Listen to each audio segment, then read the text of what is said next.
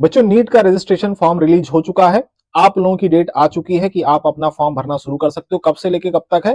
तो 7 फरवरी से 7 मार्च तक की डेट दी गई है। लास्ट डेट जो है वो 7 मार्च की है। आप सबको ध्यान रखना है।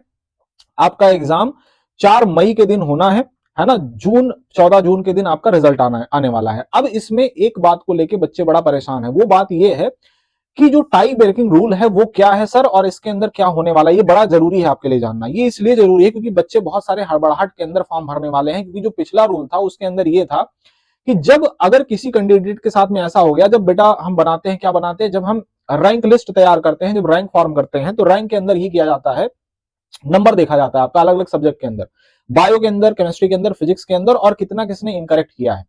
तो रैंक सबसे अच्छी किसकी होती है? जिसका बायो में सबसे ज्यादा नंबर हो। मान लीजिए सपोज कर लिए बेटा किसी किसी बच्चे का जो है 680 नंबर है। कितना है? 680 नंबर है। दो बच्चे हैं जिनका नंबर 680 है।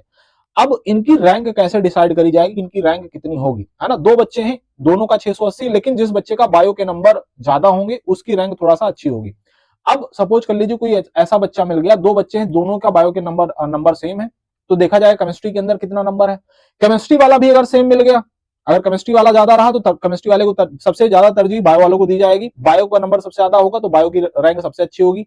अगर बायो का नंबर सेम हो गया तो केमिस्ट्री वाला देखा जाएगा, केमिस्ट्री वाला भी अगर सेम हो गया तो फिजिक्स वाला देखा जाएगा। अगर ये तीनों सेम हो गए, तीनों में नंबर सेम है, तब तो समस्या आ गई। फिर ये देखा जाता है कि किसका इनकरेक्ट ज्यादा है। जिसका इनकरेक्ट ज्यादा होगा बेटा उसकी रैंक थोड़ा सा गड़बड़ होगी, है ना।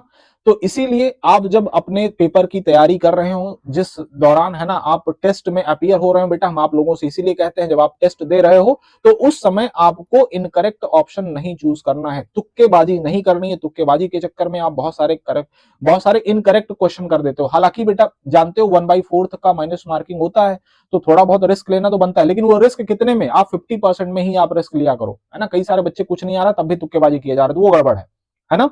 ये चारों चीजें अगर किसी बच्चे की सेम हो गई फिर क्या होगा? तो फिर भैया पिछली बार क्या था, पिछली बार ये देखा गया था कि जिसने फॉर्म पहले भरा है तो उसकी रैंक ज्यादा अच्छी मानी जा रही थी, लेकिन इस बार वो टाई ब्रेकिंग रूल गायब कर दिया गया है। तो आप लोगों को बिल्कुल घबराना नहीं है। क्या करना है?